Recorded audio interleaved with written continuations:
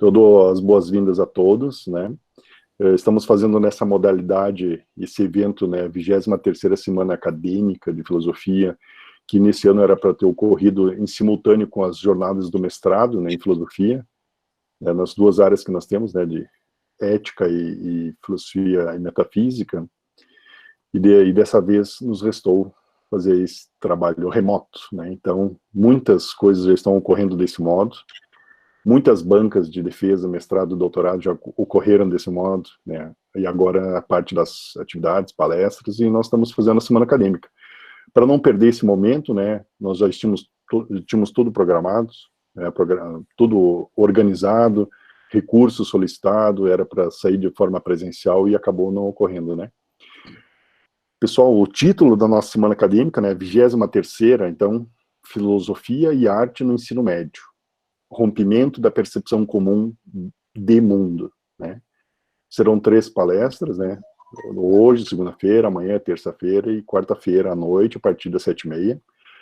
Hoje, com a conferência da nossa mestranda Josiele Aparecida Opalchuca, né, mestre de filosofia na UniOeste. A conferência dela se intitula A Primazia da Literatura na Fenomenologia Existencial Sartreana. Eu vou falar os 3 títulos, né, das 3 noites. Amanhã, terça-feira, temos uma convidada, a professora de Minas Gerais, né, o FMG, né, professora doutora Lúcia Gouveia Pimentel, cujo título da conferência é Imaginar, Criar, Refletir, Processos de Construção de Conhecimentos em Arte e Filosofia. E na quarta-feira, então, última noite da nossa semana acadêmica, a conferência com a nossa aluna mestranda, Bruna Retameiro, também já mestre, né, na UniOeste, em Filosofia, com a conferência intitulada A Arte como Espanto Filosófico. E é claro que a programação presencial, originalmente presencial, ela era muito maior, né, nos envolvia os alunos, todos nós, praticamente quase nos 3 turnos, com muitos elementos que dariam essa dimensão mais abrangente, né, bem como as atividades presenciais possibilitam, mas nesse caso a gente também acredita nesse potencial, né. Agora as aulas estão ocorrendo de modo remoto, tanto no nosso PPG e na graduação elas iniciarão e tal. Então nós acreditamos que esse trabalho, né, o nosso trabalho intelectual, ele tem um acesso bem desimpedido, né, livre para perpassar e alcançar as pessoas do modo, também a contento, né, também de modo positivo e tal. Então, de novo, boas-vindas a todos, esperamos que vocês, né, participem, né, teremos em média 40 minutos, até 1 hora para a conferencista fazer a sua apresentação, trazer a sua mensagem, para a gente refletir em conjunto. E depois teremos um tempo para debate, que pode ser tanto, as perguntas podem ser feitas pelo chat, ou também vamos abrir os microfones, né, para quem quiser falar de viva voz e tal. Agora, né, o professor Claudinei, então, que é o orientador da Josiele, eu agradeço a Josiele pelo aceite, Josiele, né, com mestrado defendido, tudo certinho, e a alegria nossa é reunir agora o criador e a criatura, né. O professor Claudinei foi orientador do mestrado da Josiele, então eu vou deixar a palavra para o professor Claudinei fazer a introdução, a apresentação da Josiele. Ok, Josiele? Obrigado, Claudinei, por essa mediação aqui. Eu que agradeço, meu caro colega e amigo, professor Luciano Carlos Uteixe, que na edição deste ano, 2020, está conduzindo mais um encontro, né, a Semana Acadêmica, que ao lado do Simpósio de Filosofia Moderna e Contemporânea e das Jornadas de Metafísica e Conhecimento, Ética e Filosofia Política, é um evento anualmente itinerante.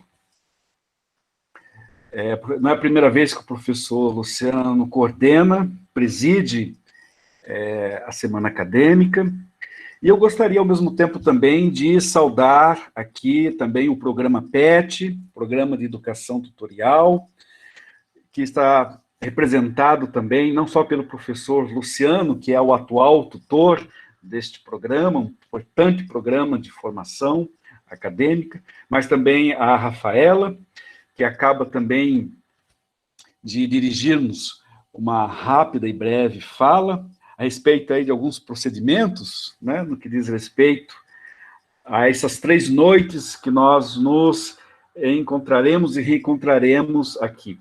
E quero também saudar a todos vocês que nos acompanham, amigos, né, internautas, muitos são acadêmicos aqui do curso, ou ex-acadêmicos. É uma grata alegria, uma enorme satisfação tê-los aqui.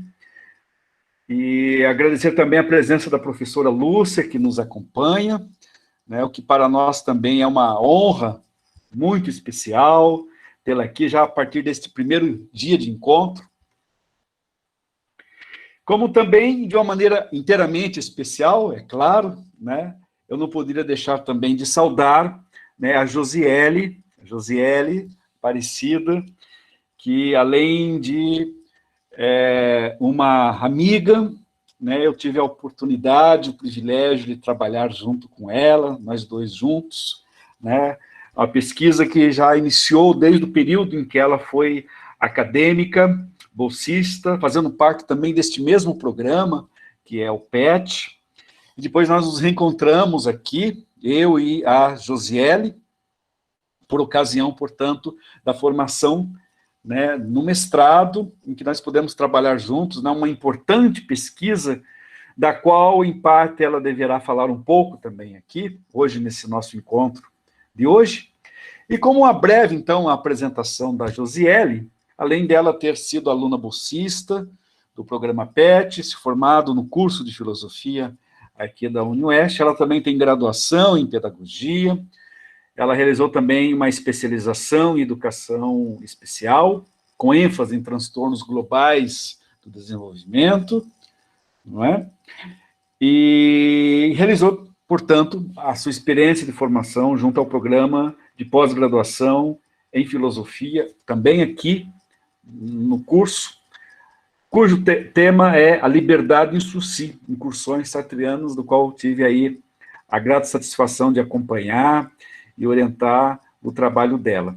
Ela também atua junto à Universidade, a Faculdade Assis Burgax, né, em Cascavel, além de outros trabalhos junto também à Secretaria Estadual de Educação, como docente, como professora, além de todo o engajamento junto ao magistério, ensino fundamental e médio. E o tema que a Josiele está propondo, para a gente poder, então, né, trazer aqui em pauta a discussão, já na abertura, como conferência de abertura da noite de hoje, é a primazia da literatura na fenomenologia existencial sartreana.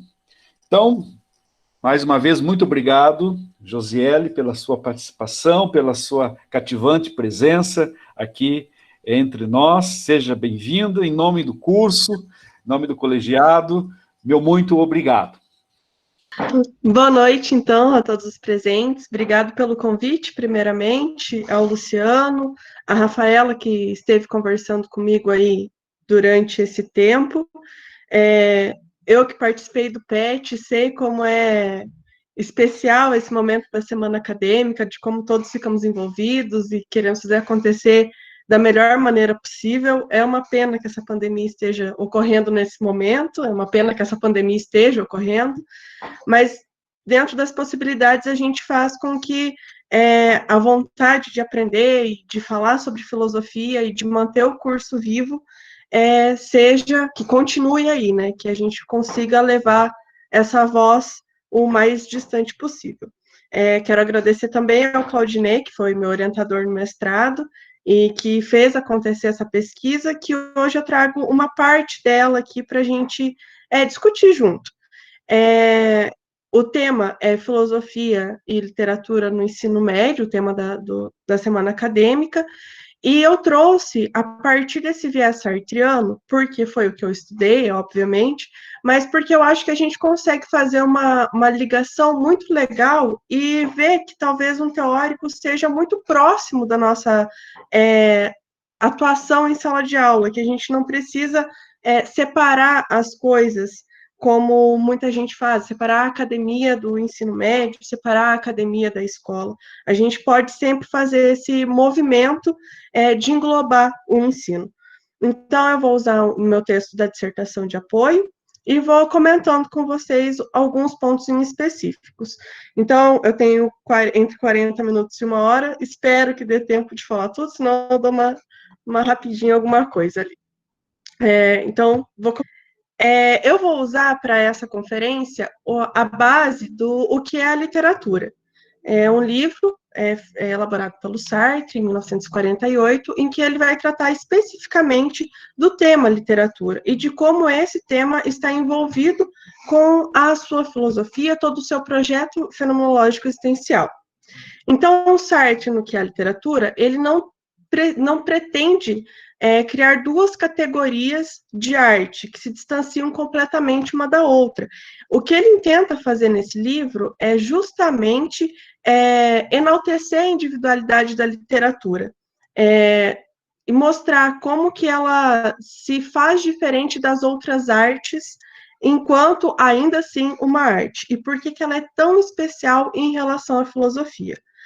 Para isso, eu também utilizei alguns comentadores que são muito preciosos, como a Tânia Mara Souza, a Luísa Hilgert, que também fez a graduação e o mestrado aqui na UniOeste, e o Franklin Leopoldo e Silva, que é um grande comentador de Sartre.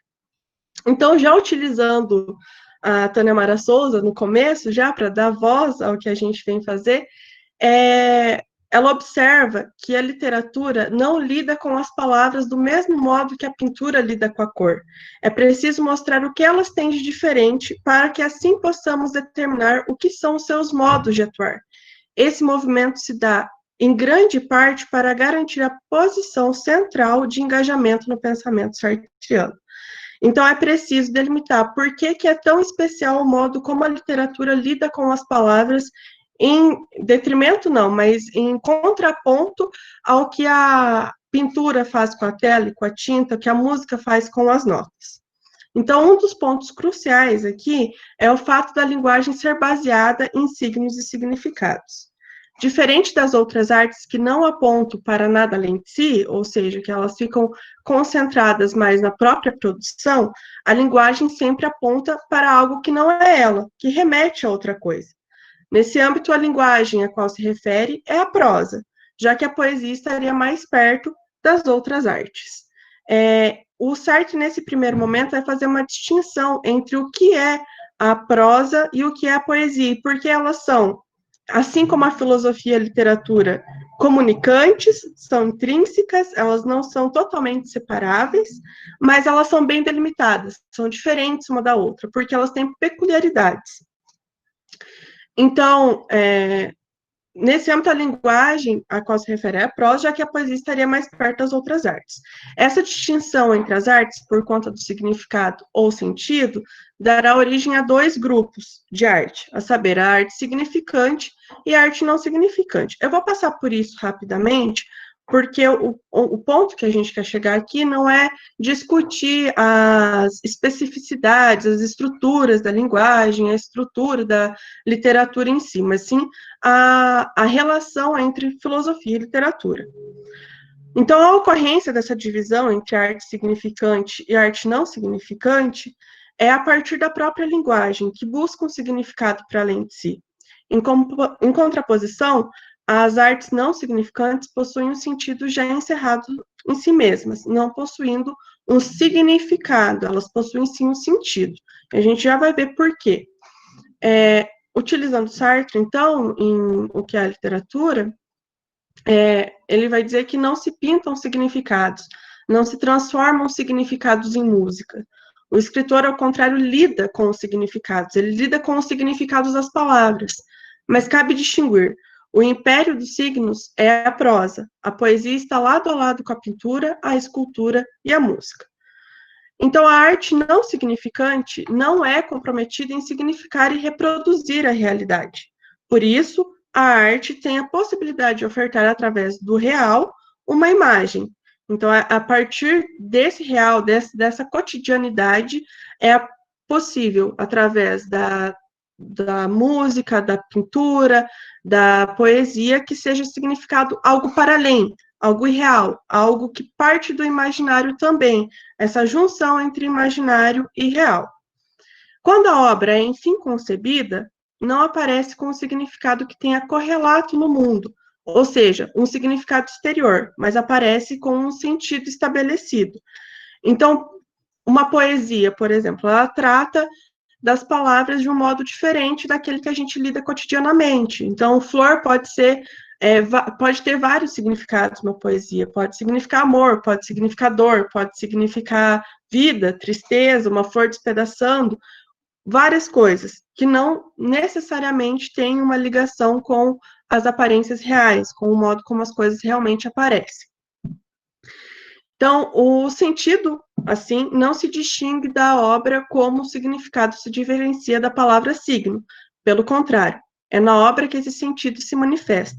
É nela que ele habita e é somente nela que ele pode encarnar.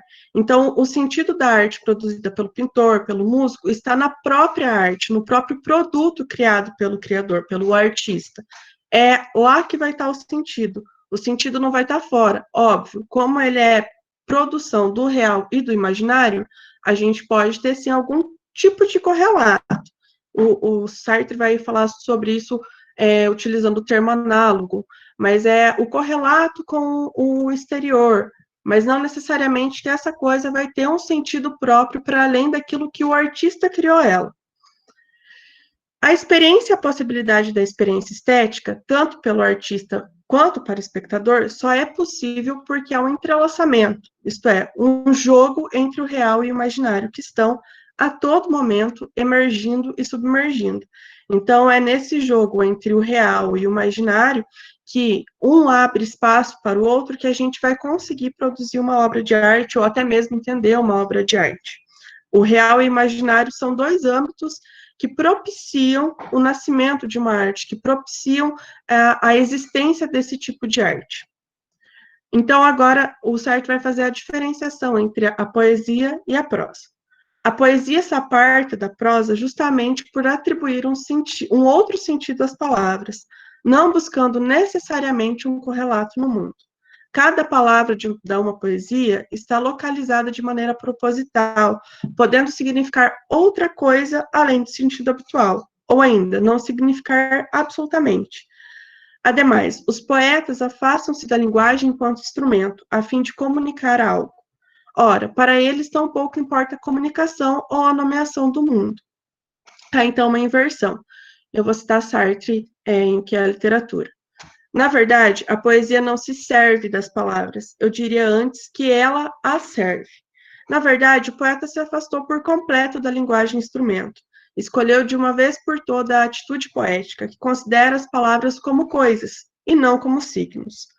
Pois a ambiguidade do signo implica que se possa, a seu bel prazer, atravessá-lo como uma vidraça, e visar, através dele, a coisa significada, ou voltar o olhar para a realidade do signo e considerá-lo objeto. O homem que fala está além das palavras, perto do objeto. O poeta está aquém. Para o primeiro, as palavras são domésticas. Para o segundo, permanecem em estado selvagem.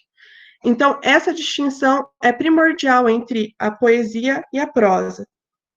Na poesia, as palavras vão ter um sentido diferente daquele com que a gente lida cotidianamente, porque ela está aquém dessa significação. O poeta atribui à palavra uma outra significação, uma significação tomada de emoção, de sentimento, de afeto. Já o prosador, a pessoa que produz a literatura, vai lidar com essa palavra através do seu signo, através do seu significado. Claro, atribuindo depois um sentido para a frase toda escrita, atribuindo uma outra forma de lidar com essa palavra, mas ainda assim o primeiro passo é usar esses signos, esse sentido que a gente atribui à palavra normalmente. Por isso que a gente consegue contar histórias, por isso que a gente consegue produzir romances, por isso que a gente consegue produzir uma literatura que conte uma história, que tenha um contexto, porque as palavras que estão lá são palavras cotidianas a nós, são palavras que fazem sentido no nosso vocabulário. O poeta, ele utiliza ela de um modo diferente. Ele não utiliza a palavra como um instrumento, e sim como algo que tem uma serventia momentânea para expressar um sentimento para ele. Ratifica-se, assim, o uso da palavra como se fossem coisas, pelo poeta, o que também ocorre com as notas em relação ao músico, a tela e a tinta ao pintor, o mármore ao escultor. A utilização da linguagem instrumento é próprio da prosa. Então, o poeta, como o Sartre disse, não se serve das palavras, ele as serve. Já o prosador, ele vai utilizar dessas palavras como instrumentos para aquilo que ele quer fabricar, para aquilo que ele quer expor, para aquilo que ele quer comunicar. Para o poeta, a linguagem é uma estrutura do mundo exterior. Sartre deixa transparecer ainda sua admiração pelo modo de existência do poeta, que vê cada palavra como um microcosmos, que tem suas multifacetas, que ainda se relaciona de uma maneira diferente com outros microcosmos. Então, o poeta ele vai pegar uma palavra e vai atribuir vários outros sentidos a ela, e vai relacionar essa palavra carregada de outros sentidos que não usuais com outras palavras também carregadas de sentidos não usuais. E isso desperta uma admiração em Sartre. Por quê? Porque isso é muito difícil de fazer. Isso denota uma sensibilidade muito aguçada. Formando uma frase objeto por fim.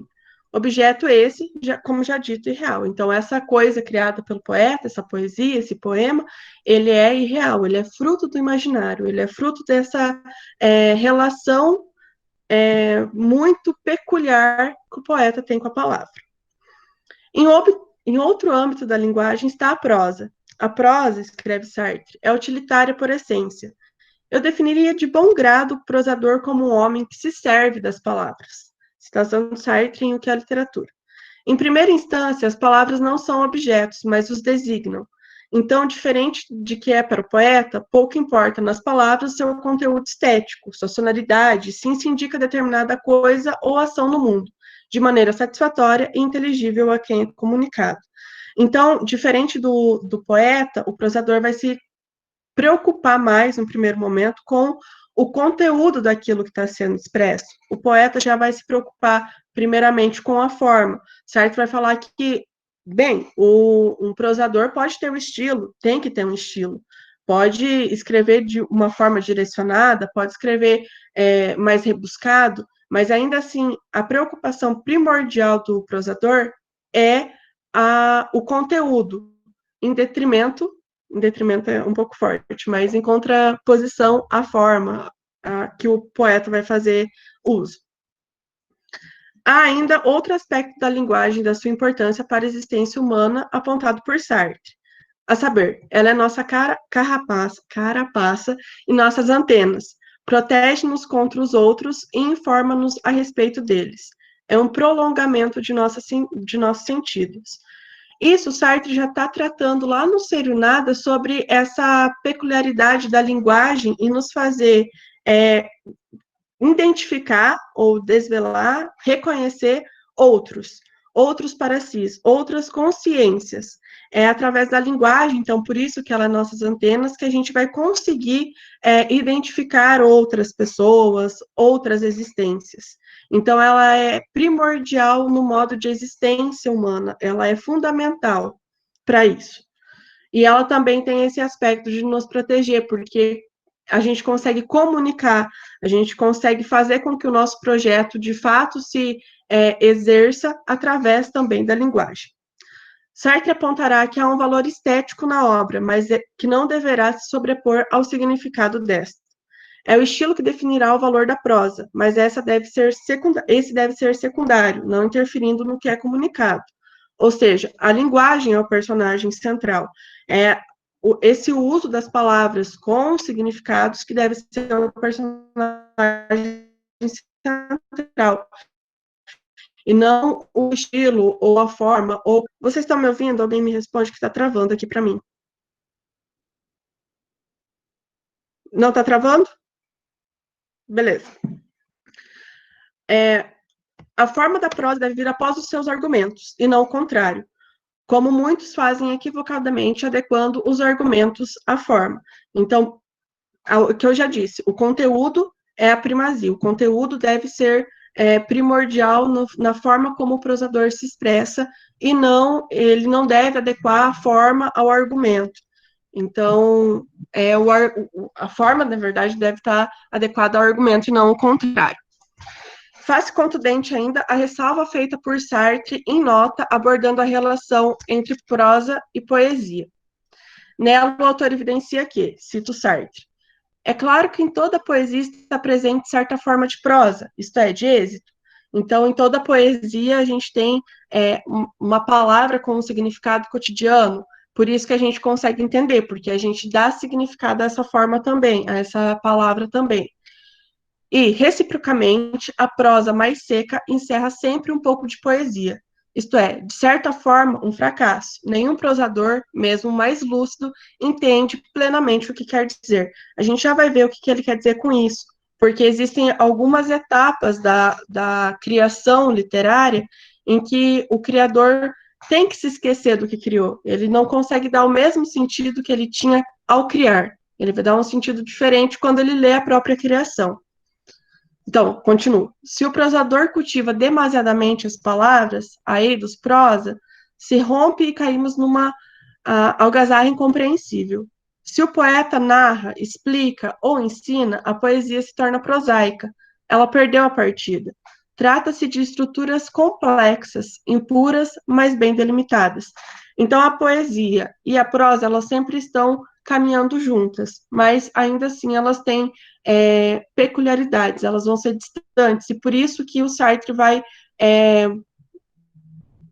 preferir uma delas para fazer parte do seu projeto de filosofia existencial, que é a prosa, porque ela pode ser engajada, justamente porque ela usa dessas palavras com um significado cotidiano, por causa que as palavras servem à literatura. Mas então, do que se trata a literatura? Sartre vai dizer que tal é, pois, a verdadeira e pura literatura, uma subjetividade que se entrega sob a aparência de objetividade, um discurso tão curiosamente engendrado que equivale ao silêncio. E por que ele coloca silêncio aqui? Silêncio, para o Sartre, é muito importante. É algo que deve ser respeitado, a menos que você tenha que comunicar alguma coisa. Essa necessidade de comunicar é que vai mover a escrita literária. É preciso ter ciência de que o que você está comunicando é mais importante que esse silêncio, senão é melhor ficar em silêncio. A posição de quem escreve é nomear, significar determinado contexto, historicidade, situação, revelando assim sua visada do mundo. O escritor nunca será imparcial, visto que rompe o silêncio, tendo a necessidade de comunicar. Ele não observa o mundo de maneira passiva, contemplando sem interesse, já que quem realiza dessa forma é o poeta. Então, essa parte de contemplação, de fruição, fica com o poeta. O literato, sempre que ele vai se expressar, ele vai denunciar alguma coisa dessa facticidade, dessa contingência. Essa é uma diferença cabal também entre a literatura e a poesia.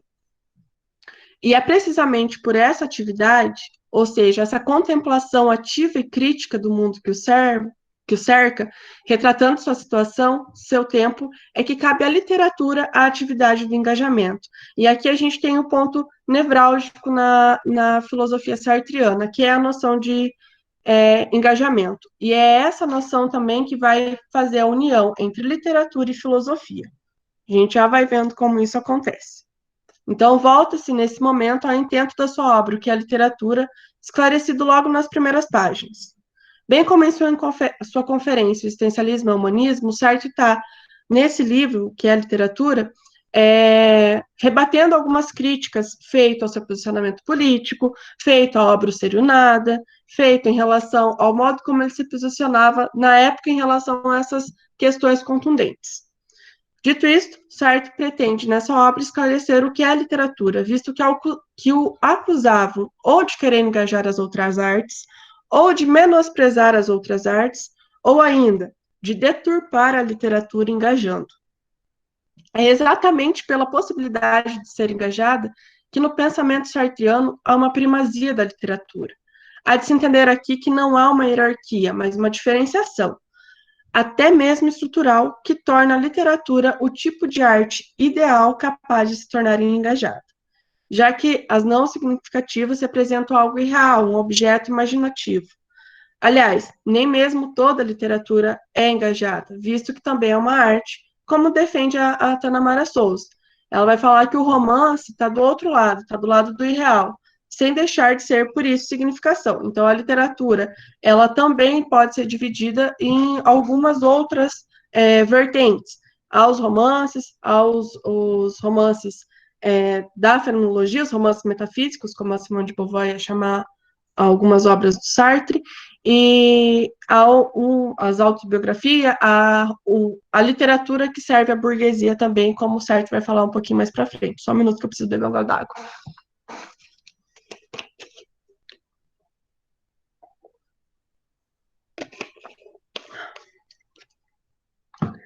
Há, portanto, na literatura, a característica imaginária, e ela se dá através da possibilidade de construção de um irreal oferecida por meio dos signos.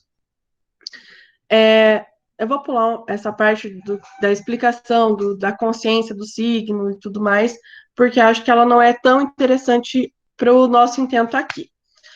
Então, a literatura pode ser engajada porque comunica, porque fala, enquanto as outras artes são mudas. E aqui a gente tem uma discussão interessante, porque até na defesa, o Libânio não gostou quando eu disse que as outras artes são mudas.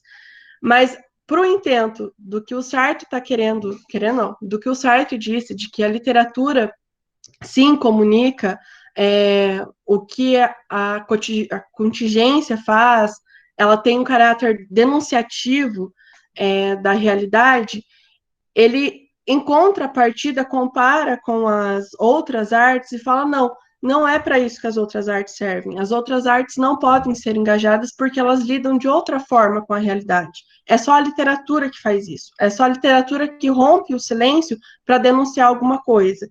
E é por isso que ele fala que o Sartre fala que as outras artes são mudas. O que essas artes passam é algo que não é passível de exprimir em palavras, ou seja, que não é inteligível pela apreensão. Então, a arte da poesia, da música, da escultura, da pintura, ela vai estar ligada àquilo que afeta os nossos sentimentos. Ela vai propiciar isso com mais exatidão do que a literatura. É óbvio que na literatura a gente também se emociona, também se envolve, também se relaciona com aquela obra. Mas a peculiaridade das outras obras é fazer isso. A da literatura é a possibilidade de ser engajada. A noção de engajamento aparece dispersa na obra sartriana, embora a noção permeie por várias de suas obras, tanto as romanescas, as teatrais e as filosóficas estritamente. Eu vou citar a Luísa Hilgert, ela fez também a graduação com a gente, o mestrado, ela é doutora em Sartre e ela tem algumas coisas muito interessantes que eu acabei aproveitando. Na filosofia de Sartre, o conceito de engajamento recebe contornos ontológicos que se manifestam historicamente e marcam a sua filosofia como uma filosofia da ação, e que nós chamamos de ontologia moral. O engajamento na filosofia sartriana como também são outros conceitos, ambíguo. É uma estrutura ontológica que mantém unida a liberdade humana com si própria no âmbito do projeto e da ação concreta do para si.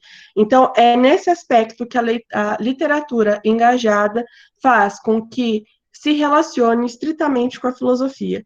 É esse engajamento, através da literatura, que permite com que as obras de Sartre e as obras filosóficas, estritamente, de Sartre, as obras literárias de Sartre, ganhem o mesmo contorno. Esse é o ponto visceral da literatura sartriana como um todo. Além da liberdade, é claro.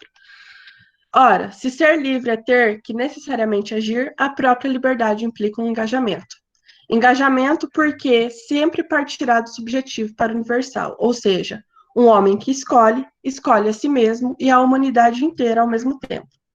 Isto é estar engajado, lançado no mundo, ter que se fazer a todo instante, escolher por si e pelo mundo. Não parece, todavia, ser apenas esse o sentido utilizado para o engajamento, especialmente no que é a literatura. O sentido aqui parece ser vinculado à esfera política. Então, é necessariamente político. A ontologia e a política de Sartre não se separam. É uma relação entre ontic e ontológico através desse mesmo viés do engajamento. Nesse âmbito, o escritor escreve para comunicar a sua situação, e, além disso, para denunciar as mazelas de seus arredores, para pedir uma transformação. Isso fica explícito quando Sartre aponta que o escritor engajado, cito Sartre, decidiu desvendar o mundo e especialmente o homem para os outros homens. Isso é a peculiaridade. É quando, através da literatura, ele consegue se descobrir e também desvelar o mundo para os outros homens. Ele consegue, através da literatura, mostrar como é o modo de existência, a particularidade da existência humana para todos os outros homens, a fim de que esses assumam, em face do objeto, assim posto nu, sua inteira responsabilidade. Então, é através da literatura que se consegue explicar o que é a liberdade, consegue ilustrar o que é a liberdade, descrever o que é a liberdade e colocar todos os homens em posse da sua responsabilidade. Isso é fundamental na fenomenologia sartriana, de que o homem livre é responsável pela sua liberdade, pelo seu projeto. É cargo desse mesmo escritor engajado, portanto, fazer com que os homens saiam da condição de inocentes diante deste mundo. Cabe a ele também silenciar, visto que o silêncio é o momento da linguagem, ou ainda, uma escolha de não falar sobre determinada coisa, ação ou objeto. E aí a gente também já entra na outra discussão sobre escolher, que estar livre é necessariamente escolher, é construir o seu projeto a todo momento através das suas escolhas. Então, o silêncio deve ser usado também nessa construção. Estar engajado nesse aspecto não significa se posicionar partidário, por exemplo, ou só produzir escritos de teor informativo, mas sim situar o leitor da sua facticidade e ressituá-lo na sua história, na história como um todo. Através disso, o indivíduo poderá sair da posição de submissão ao trabalho alienante e reconhecerá o seu papel enquanto humano. Então, essa é a característica essencial da literatura.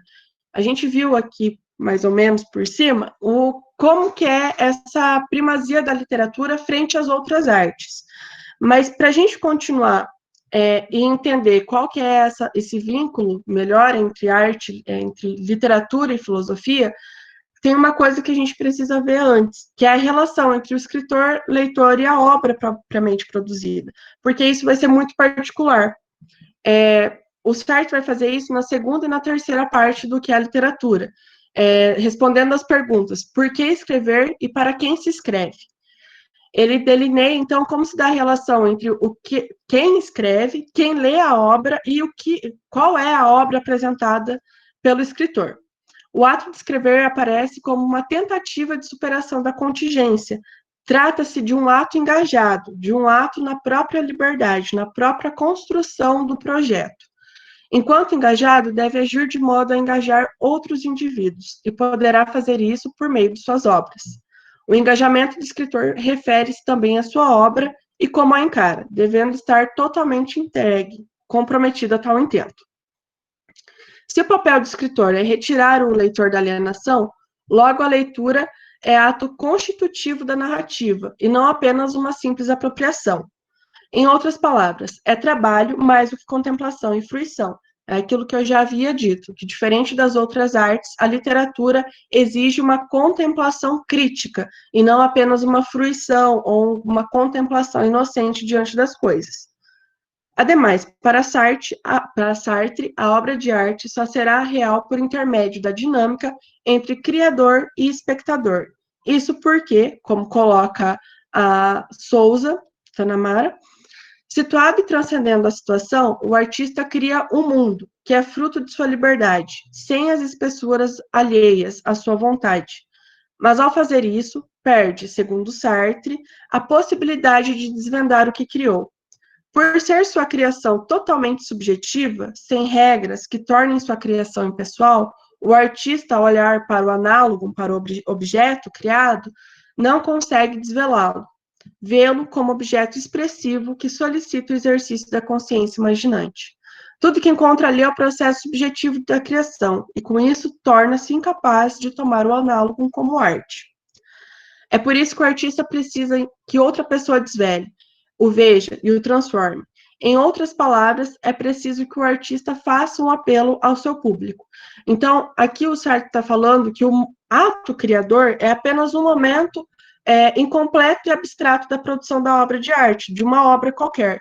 Por quê? Porque a partir do momento que o criador cria aquilo, ele já não consegue mais ver aquela arte, ele já não consegue mais entender aquela arte como um objeto de arte, já que é um processo totalmente subjetivo.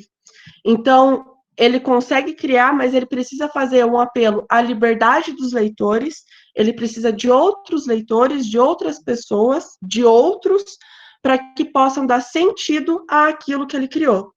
A obra criada pelo escritor é alheia a ele mesmo, está fora do seu alcance. Uma vez completada a frase, ela já não pertence mais ao escritor. É possível imaginar aqui uma criação em conjunto, na qual cada subjetividade realiza uma parte fundamental da obra. O escritor visando objetos, situações, circunstâncias, tempos e espaços irreais, e o leitor que traz obra à vida, a contemplando por meio da sua atenção e da consciência imaginante, reconstruindo e reordenando o objeto estético para além das pistas deixadas pelo escritor. Nesse aspecto, é o próprio espectador, é o próprio leitor quem vai dar sentido, quem vai atribuir realidade à obra criada pelo escritor. É sempre esse viés, é sempre essa relação entre autor e escritor para dar sentido a uma obra literária.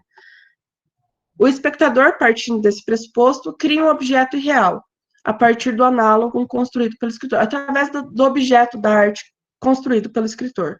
É como se na obra houvesse um sentido oculto, um sentido que se perdeu quando o escritor a materializou, que é despertado pelo leitor, desvelado, possibilitando que o leitor crie novos objetos irreais. A obra, então, é um apelo à liberdade e à atenção do espectador, que se utiliza da sua liberdade para reavivar a obra, isto é, continuá-la. O escritor se lança a seu intento primário, ou seja, tenta se essencializar nessa relação contínua do leitor, confiando a ele sua obra e esperando que, com sua generosidade, a acolha e continue. Então, é sempre a nossa existência, é sempre essa tentativa de se essencializar, de tentar continuar no mundo mesmo depois que tudo se vá. E o que o leitor tenta fazer, o escritor tenta fazer, através da literatura, é justamente isso. E é justamente por isso também que ele recorre à liberdade das outras pessoas. Então, a arte, no geral, pode ser tomada como, segundo Sartre, um ato de confiança na liberdade dos homens. Sartre infere ainda que há bons e maus romances. Os bons são aqueles que reconhecem o homem em situação, que os esclarece acerca da sua própria existência. Já os maus são aqueles que visam agradar, que servem à burguesia, que servem aos interesses estritos da religião, da política, e que não deixam com que os outros cidadãos, com que as outras pessoas se emancipem, com que as outras pessoas também consigam entender a sua existência, a sua historicidade. Eu vou fazer um adendo aqui rapidinho, porque o Fernando Pessoa, no livro do Desassossego, ele vai trazer um pouco de como um escritor entende isso, assim como o Sartre. Eu vou ler rapidinho para vocês, já está aberto aqui, para vocês acompanharem como isso acontece. No fragmento 63 do Diário do Bernardo Soares, no livro do Desassossego, o Fernando Pessoa começa, ele está falando, está escrevendo, e ele se questiona, cito, essas páginas em que registro com uma clareza que dura para elas, agora mesmo as reli e me interrogo. Que é isto? E para que é isto? Quem sou eu quando sinto? Que coisa morro quando sou? Ele continua fazendo algumas interrogações, falando sobre o abismo da alma e tudo isso, e continua. Sou como alguém que procura ao acaso, não sabendo aonde foi oculto o objeto que lhe não disseram o que é. Jogamos às escondidas com ninguém. Algures, um subterfúgio transcendente, uma divindade fluida e só ouvida. Releio, sim, estas páginas, que representam horas pobres, pequenos sossegos ou ilusões, grandes esperanças desviadas para a paisagem, mágoas como quartos onde não se entra, certas vozes, um grande cansaço e um evangelho por escrever. Cada um tem a sua vaidade, e a vaidade de cada um é o esquecimento de que há outros com alma igual. A minha vaidade são algumas páginas, uns trechos, certas dúvidas. Releio, menti, não ouso reler, não posso reler. De que me serve reler? O que está ali é outro, já não compreendo nada. Então, é justamente isso que o Sartre está falando, que depois que se escreve, o próprio escritor já não consegue mais atribuir sentido, porque ele se colocou inteiro ali. É preciso com que o leitor faça isso. É preciso um leitor para dar sentido àquilo que foi produzido por uma liberdade alheia. Passando essa relação, então, entre escritor e a obra, a gente consegue entrar na questão da liberdade na literatura, tão cara, tão preciosa ao Sartre, já que, como a gente acabou de ver, essa relação entre obra, escritor e leitura, a obra, escritor e leitor, é um apelo à liberdade, ou seja, eu preciso de outros indivíduos livres para também conseguir dar sentido a ela.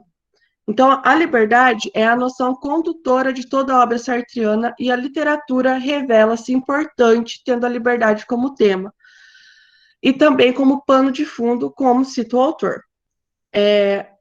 Vou citar o Sartre, que é a literatura.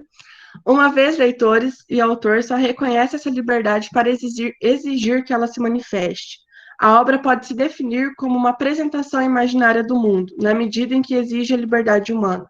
Pois não se pode exigir de mim, no momento em que percebo que minha liberdade está insoluvelmente ligada à de todos os homens, que eu a empregue para aprovar a servidão de alguns deles. Assim, quer que seja ensaísta, panfletário, satirista ou romancista, quer fale somente das paixões individuais ou se lance contra o regime social, o escritor, homem livre, que se dirige a homens livres, tem apenas um único tema: a liberdade. Então, no capítulo 3, para quem se escreve, Sartre vai discutir como que a literatura influencia a sociedade e também como a sociedade influencia a literatura. E é nesse pano de fundo, nesse contexto, que ele vai lançar as suas mais duras críticas aos clérigos, aos políticos da época e tudo mais, de que a literatura burguesa, a literatura que serve aos ideais de uma elite, ela corrompe, de certa forma, a literatura, não satisfazendo esse engajamento tão essencial. A liberdade passa, desse modo, a ser uma questão para a literatura, relacionando-se com a negatividade, com a negação dessa realidade imposta, dessa contingência, dessa facticidade em que os sujeitos estão.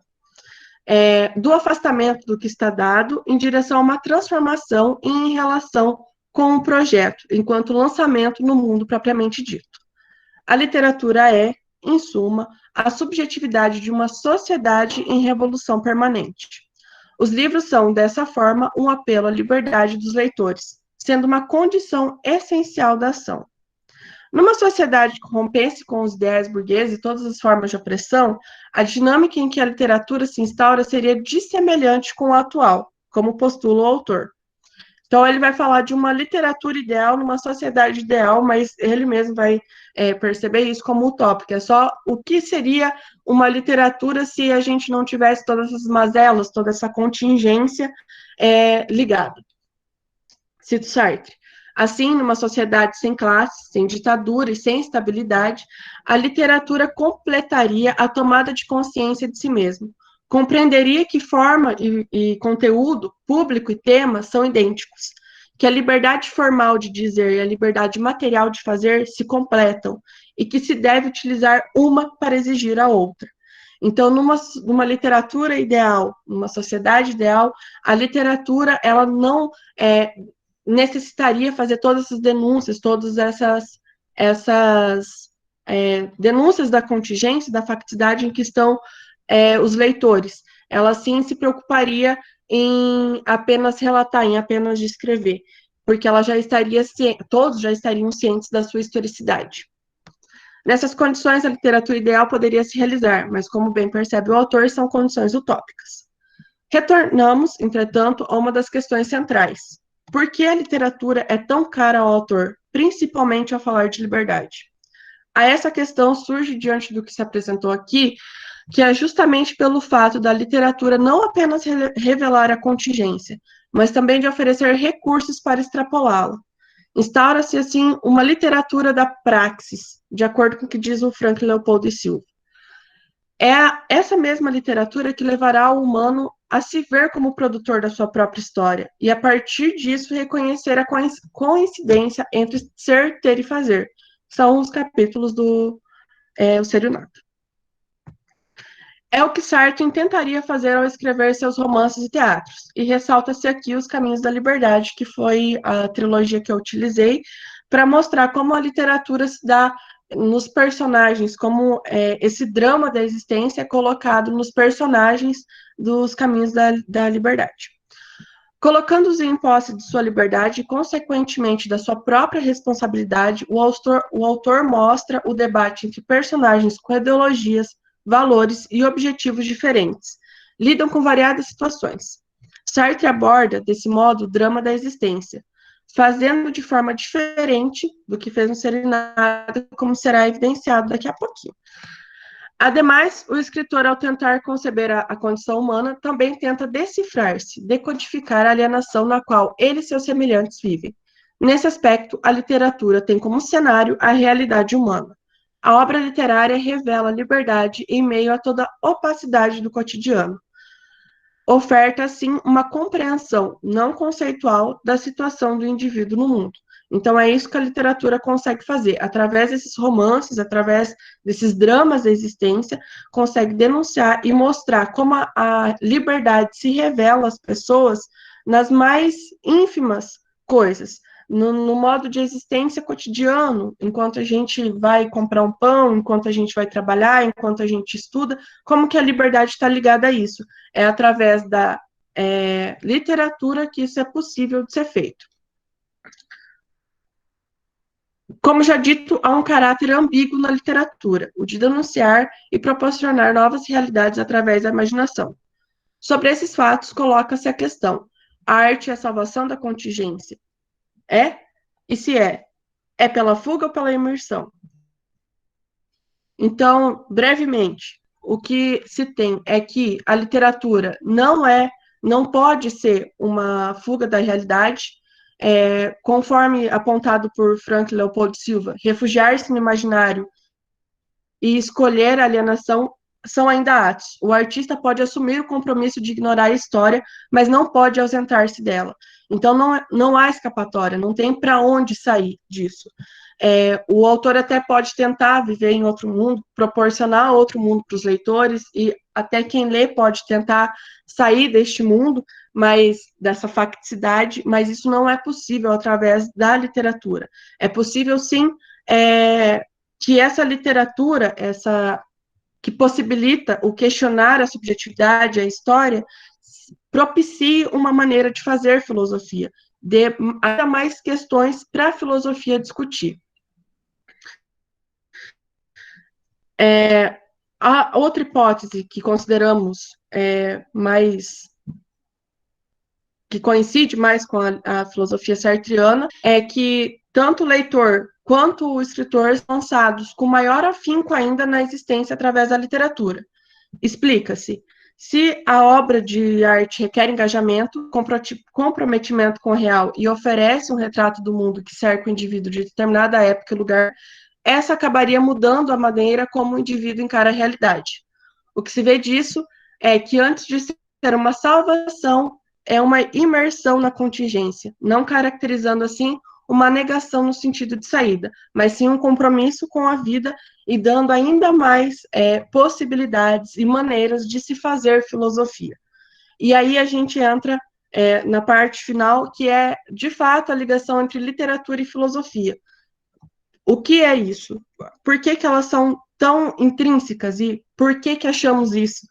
Por que elas se conversam tanto? Primeira coisa que a gente pode já falar de antemão, essa relação é tão especial na filosofia e na fenomenologia sartreana que o Frank Leopold Silva cunha um próprio termo para falar sobre elas, que é o de vizinhança comunicante. E a partir dessa vizinhança, através dessa vizinhança comunicante, é que essa delimitação e falta de delimitação também entre filosofia e literatura se dá. É através dela que a gente vai explicar. Vizinhança comunicante por quê? Porque não há uma delimitação total entre um e outro, comunicando-se internamente, embora sejam distintas. Ambas são necessárias para compreender o pensamento sartreano em sua integridade. Conforme o próprio Frank Leopold Silva, cito, a princípio não se trata de uma relação extrínseca, e suspeitamos que não seja tampouco uma relação de identidade absoluta. A relação de uma a outra se daria por uma espécie de comunicação, que, à falta de outro termo, chamaríamos de passagem interna, querendo significar com isso que a vizinhança entre a filosofia e a literatura é tal que não se precisaria, nem se poderia sair de uma para entrar na outra. É como um cômodo da casa. Você não consegue sair do corredor para entrar no quarto. Ou você está no quarto, ou você está no corredor, ou na passagem entre eles. Não existe um âmbito que separe filosofia e literatura. Elas estão intimamente ligadas. No entanto, o fato de serem comunicantes não implica que a passagem a qual se aludiu seja dada. Trata-se de realizá-la. Isso é, uma tarefa da consciência histórica, porque a ordem humana é histórica. Então, é através do conhecimento da sua facticidade, da sua historicidade, que a gente consegue fazer essa ligação e perceber a importância da ligação entre a filosofia e a literatura. O modo como elas estão interligadas torna impossível que haja uma limitação definida entre uma e outra. Neste ponto, é necessário expor que, embora elas se deem na obra sartreana em momentos distintos, ou seja, suas obras são separadas entre romances, entre teatros e ontológicas, não há uma subordinação da filosofia, nem vice-versa, da literatura à filosofia ou da filosofia à literatura. Outra coisa a ser apontada é que não se trata de simplificar ou ilustrar alguma coisa da filosofia através da literatura. O que serve a usar noções cara à sua filosofia existencial em suas obras literárias é um tipo de descrição. Conforme Souza fala, é a descrição por meio do universal concreto de como se dá a relação entre um determinado homem e seu mundo. E uma descrição que se dá através de uma linguagem muito específica, de uma linguagem que de modo algum se confunde com a linguagem filosófica, e que consegue ser e mostrar a ambiguidade da condição humana a cada momento, a cada palavra dita, a cada silêncio. Por meio da literatura, se pode colocar o homem em situação, e assim descrever o que na filosofia aparece como um conceito, uma noção fechada. Embora a fenomenologia rompa com a ideia de filosofia enquanto sistema, a gente ainda vê essas noções sendo tratadas de uma maneira mais sistemática. Há, sim, de se fazer uma hermenêutica dos conceitos, de entender como se dá o encadeamento de noções até chegar num determinado conceito ou noção cara à filosofia existencial. Mas, ainda assim, a literatura vem para descrever estes momentos. É por isso também que uma literatura aos modos sartreanos só é possível na fenomenologia, e não na metafísica ou qualquer outro substancialismo. Essas últimas se identificam com conceitos eternos, com rigor matemático e raciocínio lógico, em sistemas fechados, que não dão espaço para a fluidez da vida. Isso porque o homem é o ser para o qual o seu próprio ser para o qual o seu próprio ser está em questão. Estar em questão significa, nesse caso, a impossibilidade de uma resposta total e definitiva. Por ser um constante devir, não há como oferecer respostas, conceitos que sejam eternos, duradouros, definitivos. É por isso que a gente fala que a literatura trata das ambiguidades, ela trata dos paradoxos, dessas coisas que são características do ser humano, do modo como o ser humano lida com a existência, dessas questões que afloram o tempo todo, do o que sou, o que faço com a minha liberdade, sou livre para quê? Ou para algo? Como assim? Essa ambiguidade que a literatura ela consegue esboçar, que ela consegue descrever com maior detalhe, com maior riqueza do que a filosofia quando se trata de noções mais fechadas. A filosofia ela consegue apontar para essas ambiguidades, ela consegue falar, ó, isso é uma ambiguidade característica da existência humana. Já a literatura ela vai descrever como essa ambiguidade se dá. Ela trata dessa ambiguidade de maneira mais imediata, mais subjetiva. E por isso que as outras pessoas, as outras liberdades podem tomar consciência de si, da sua própria liberdade, da sua própria responsabilidade através dela. É através dessa vizinhança comunicante que se dá essa relação tão especial entre filosofia e literatura, que é peculiar, ela é especial, ela é importantíssima para que a gente consiga fazer uma elucidação, um apoio à filosofia sartreana, e creio que não só a filosofia sartreana, mas a todo o suporte da filosofia através dessa descrição, dessa não ilustração, conforme a gente já disse, que não é a pretensão de Sartre, mas através dessa descrição dessa ambiguidade humana. Então, para finalizar, eu vou, ainda de acordo com o Souza, o fato da filosofia e literatura serem colocadas como vizinhas já aponta que são duas instâncias distintas, que não se misturam, mas que têm em comum uma mesma perspectiva, estando em constante comunicação. A chave oferecida para compreender ainda melhor essa relação são as noções de tensão e ambiguidade. Inicialmente de tensão, porque são duas noções, filosofia e literatura, que se comportam de maneira instável. Então, elas não são a mesma coisa. Assim como a poesia e a literatura, elas tratam de uma mesma coisa, sendo momentos diferentes disso. Então, trata da dramaticidade da existência humana sendo partes distintas dessa mesma coisa, estando unidas irremediavelmente, não deixando bem definidos quais são os seus limites, visto que a linha que separa é também a linha que une, ou seja, uma espécie de fronteira imaginária. Já a ambiguidade inerente à existência humana é apontada pela filosofia, mas é possível de descrever na literatura, com emergência. Eu acho que eu vou finalizar aqui, senão eu vou me prolongar ainda mais e estoura nosso tempo. Então, muito obrigado, Josiele. Deu uma imensa vontade de ler a tua dissertação, depois do que acabou de falar, porque a gente estuda assim, outros assuntos, e recentemente eu estava lendo algo nessa direção, do autor que eu pesquiso e tal, e fiquei imensamente interessado em saber como o teu texto continua e tal, porque tem muitos paralelos com o que eu ando lendo e escrevendo e tal. Eu só um pouquinho, Claudinei, eu só quero agradecer a todos que estavam aqui na sala, principalmente aos professores, agradecer a paciência e o interesse também. Eu estou vendo alguns comentários aqui, eu não consegui ler enquanto apresentava, mas vamos dar... Claudinei, a fala é sua. Josiele, eu quero te felicitar, parabenizar pela sua belíssima exposição nessa noite de hoje, que nos brinda, trazendo um tema, de fato, instigante, bastante provocativo, que é buscar explorar um pouco mais essa relação entre filosofia e arte, tomando aqui como das modalidades da arte, já que o conceito de arte é um conceito não muito fácil de se definir, existem várias formas de arte, né? E a literatura, evidentemente, é uma delas, mas você traz, de certo modo, a partir desse reencontro com Sartre, lembrando o fato de que Sartre, além de um filósofo, né, e é por essa razão que ele foi um grande pensador também, ele foi um escritor, né, um escritor de mão cheia.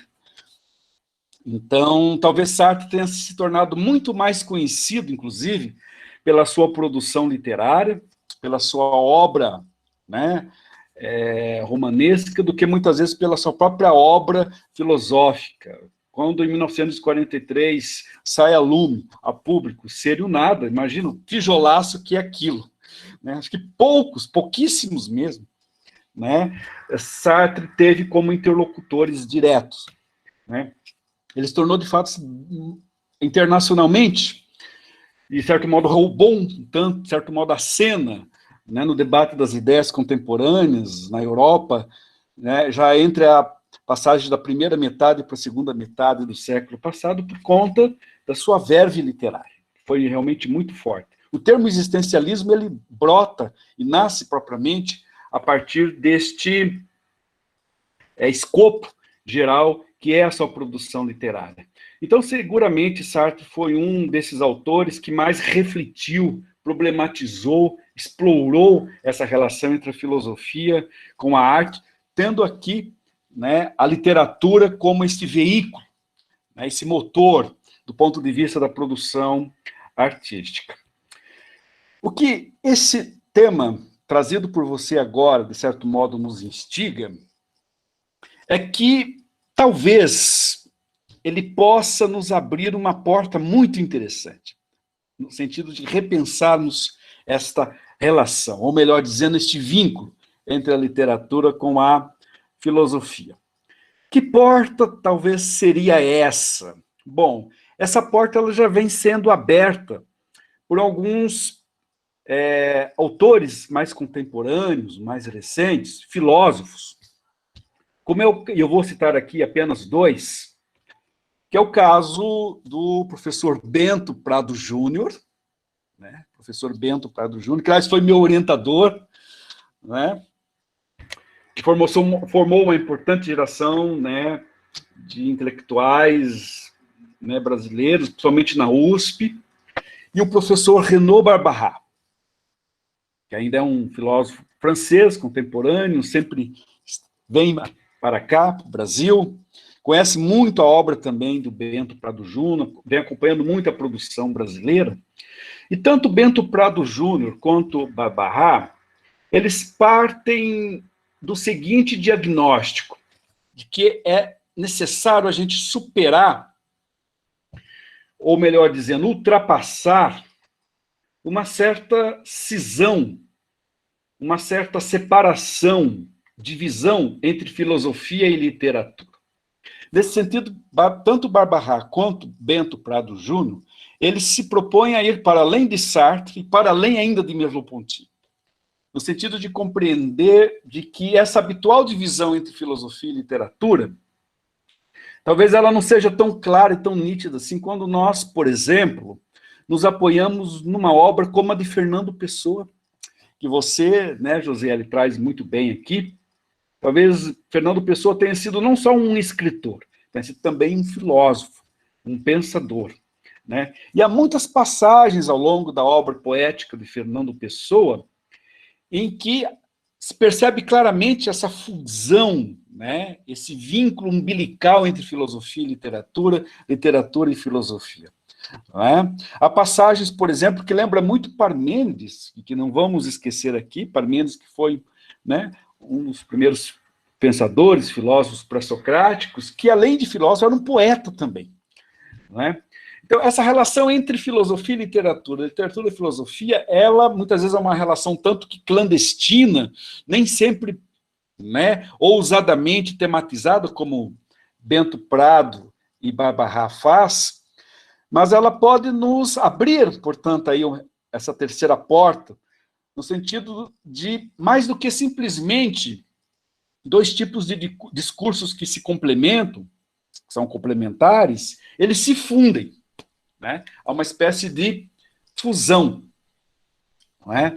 E nesse sentido, talvez a obra de Fernando Pessoa, como bem mostra Barbarat, ela possa, de certo modo, decretar o fim da estética enquanto uma disciplina filosófica que tem como um objeto de estudo a arte. Isso é um tanto interessante, né?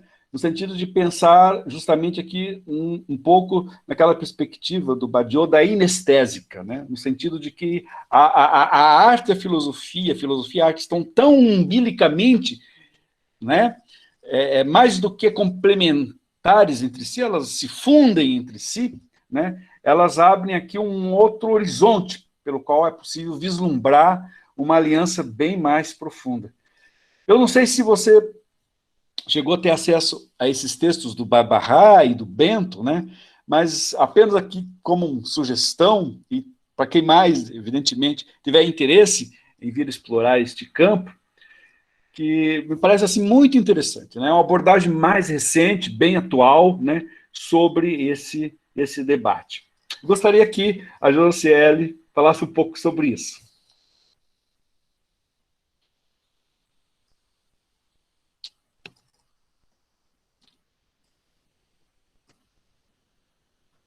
Oi?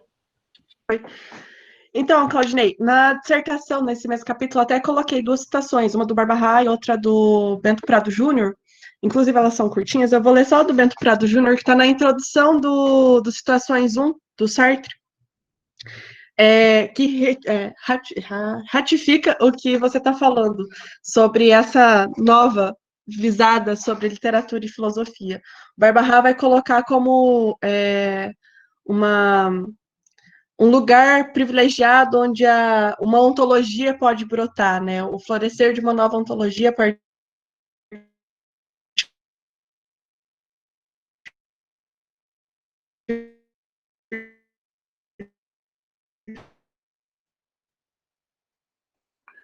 Guardemos um pouquinho, né?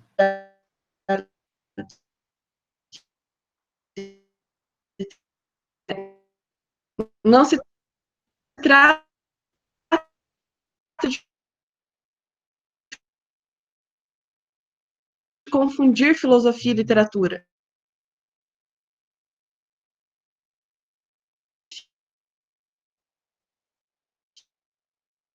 Que seja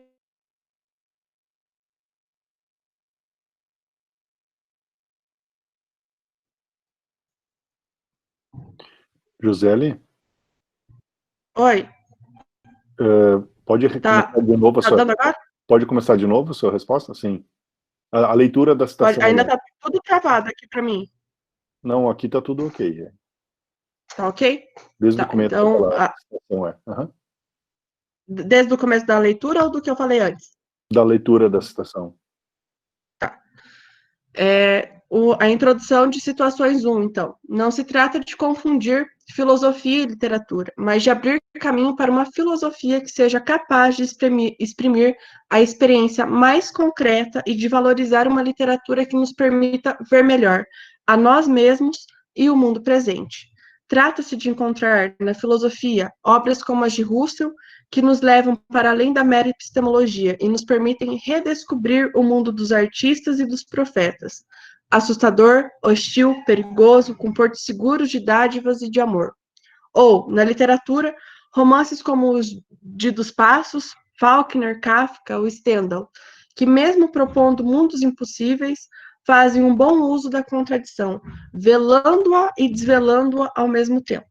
Então, acho que, ratificando o que o Claudinei disse, esses dois autores, de fato, apontam para um novo tipo de filosofia e literatura, uma nova cisão entre elas, um novo modo de ver o mundo, um novo brotar de uma ontologia que tenha já no seu cerne essas duas coisas intrinsecamente ligadas e relacionadas, de uma maneira ainda mais contundente.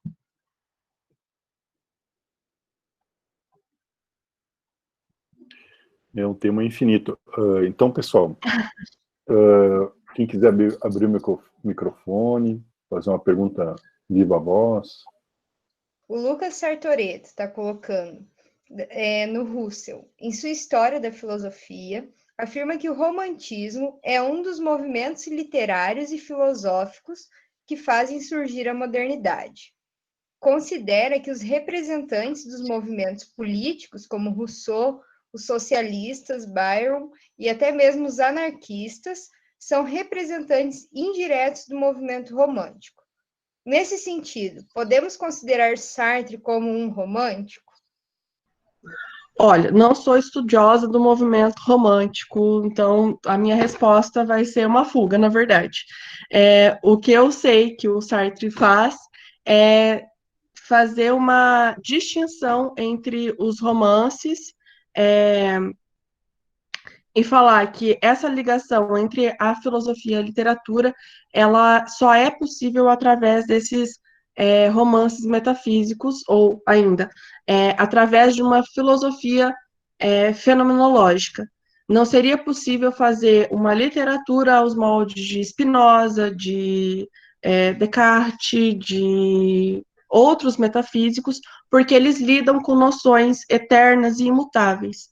E a literatura a literatura ela tem essa vizinhança comunicante com a filosofia justamente no aspecto em que essas questões não são questões respondidas.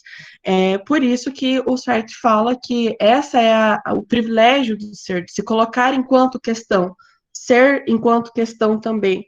E é por isso que a literatura e a fenomenologia sartriana casam tão bem, justamente por este modo de conceber as coisas como mutáveis enquanto fenômenos mesmo. Joseli, então, enquanto o pessoal está pensando em voz alta, deixa eu contextualizar algumas palavras que você falou. Por exemplo, o caráter intransferível do engajamento, né? Então, a literatura ela é produzida, como você disse, né? O homem livre se dirige a outros homens livres. E o engajamento, na verdade, é essa liberdade que está no homem, que tem que se manifestar nas suas produções. No caso, a literatura é uma dessas produções. Numa certa altura da tua fala, você mencionou, mas a literatura também pode, no caso, servir à elite, né? Aos ideais da elite. A minha pergunta seria a seguinte, Joseli, para você contextualizar e dizer o que é possível ser dito sobre isso, né? Porque tem relação, de fato, com o que eu pesquiso, com o que eu li dos autores que eu estudo e tal. Então, olha só, a literatura, se ela serve a ideais de uma elite e tal, ela pode, acho que talvez você mencionou, ela pode corromper, digamos. Ela está corrompida na sua dimensão de engajamento enquanto manifestação da liberdade. Imagino que não estou fora ainda do que você disse. Mas a minha pergunta é a seguinte: o Sartre faz uma relação da literatura com também essas outros ramos que têm relação com a literatura, por exemplo, as revistas e os periódicos, tanto literários que comentam a produção literária, quanto também jornais e revistas. E minha pergunta seria justamente essa: se, do ponto de vista das subproduções, digamos, da literatura, que são revistas, periódicos, os jornais, se o Sartre faz algum tipo de avaliação desse tipo de produção, ou no sentido que, quase como Platão, assim, elas estão mais afastadas do grau de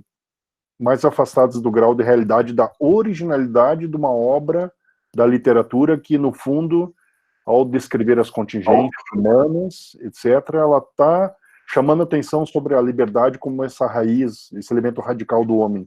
Então, de novo, a pergunta: ele faz alguma menção a periódicos, jornais, como elementos que perdem na originalidade, assim como uma literatura que serviria a ideais de uma elite, digamos, perderia em originalidade, em despertar esse elemento filosófico, digamos, da liberdade? Então, uma literatura engajada é aquela que denuncia a contingência e faz com que os outros homens percebam essa realidade em que ele está situado. Essa é a literatura engajada que o Sartre vai falar, então vai ser sempre nesse aspecto.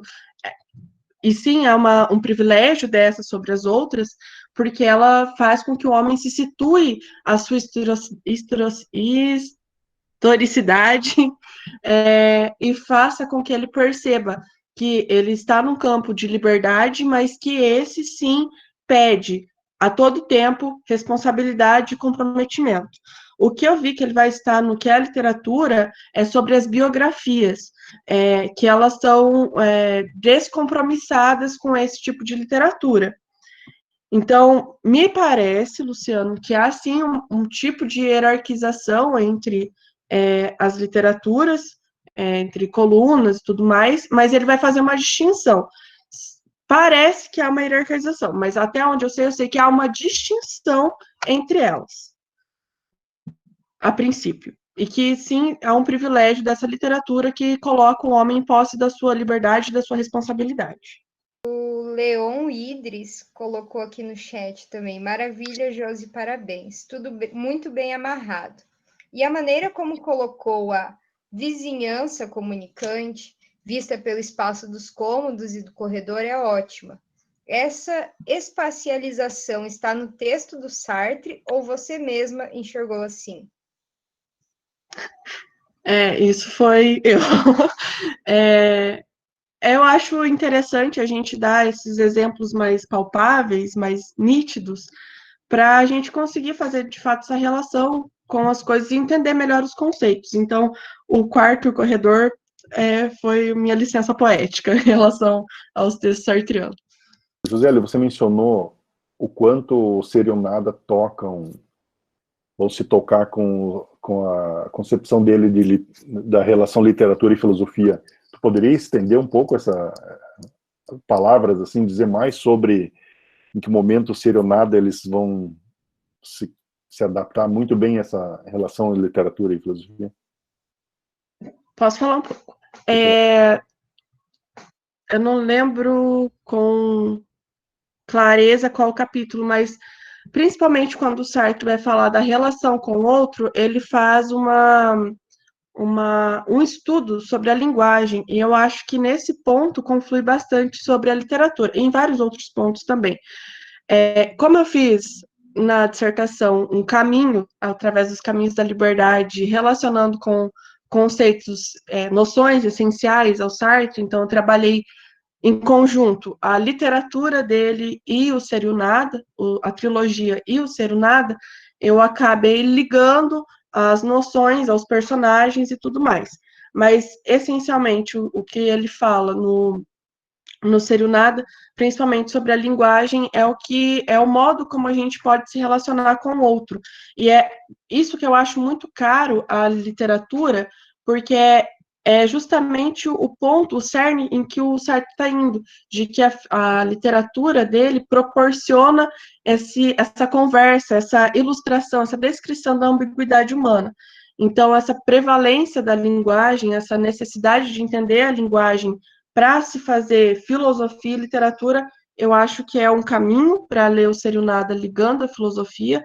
A própria descrição de liberdade em contingência, em situação, ela se faz muito intrínseca à literatura sartreana, mas, assim, como eu fiz o paralelo, tomando os livros da literatura e o Ser e o Nada, eu não consigo dizer, assim, com especificidade aonde está no Ser e o Nada o Sartre ligando literatura e filosofia.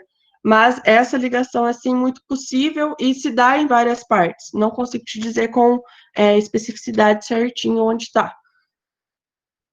A Jaqueline Ribeiro Maximiano colocou: o silêncio de Sartre e o silêncio musical de John Cage. A harmonia contemporânea seria a harmonia esperada neste tema.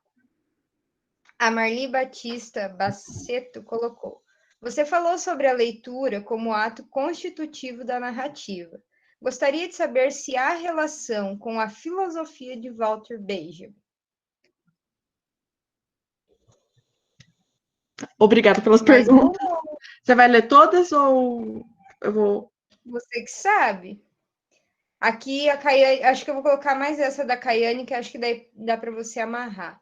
É possível dizer que há uma interligação do livro entre Ser e o Nada e a Náusea? É justamente esse aspecto entre a interligação das noções caras da fenomenologia e a literatura que a gente abordou durante essa apresentação e eu também durante a dissertação.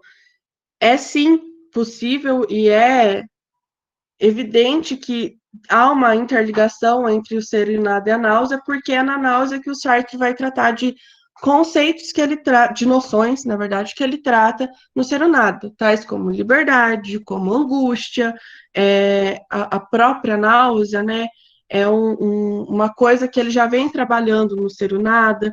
Então, essa ligação entre a filosofia e a literatura sartriana, elas estão intimamente ligadas, elas estão interrelacionadas até não poder mais. É na literatura que o Sartre vai trabalhar todas essas noções tão essenciais da filosofia dele.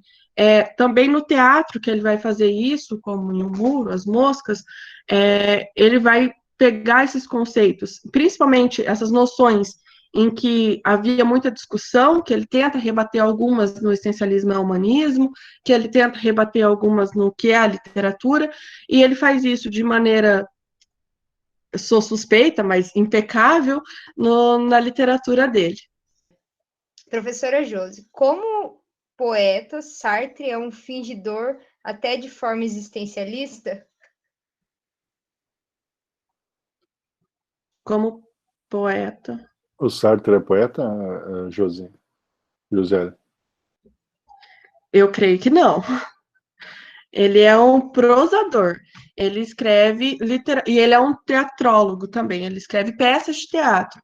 Mas poesia, por poesia, ele talvez utilize alguns trechos de poemas, ele escreve alguns trechos, mas o intuito principal dele é realmente fazer prosa, é fazer essa literatura que denuncia essas questões, que tratam de personagens através dessa questão da liberdade, que apontam para essa questão, que são carregados de angústia, que são carregados de todas as coisas que ele traz na filologia dele, mas, assim, como poeta, eu não consigo falar do Sartre. Isso aí. A Bruna está presente, né, Bruna? Quer fazer de viva voz, Bruna?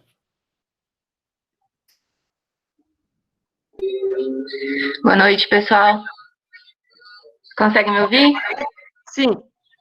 Eu não vou ligar a câmera porque eu esqueci desse detalhe que podia aparecer aqui, aí eu estou no estado lastimável de professora que estava preparando a aula, então eu não vou fazer vocês terem esse desgosto, tá?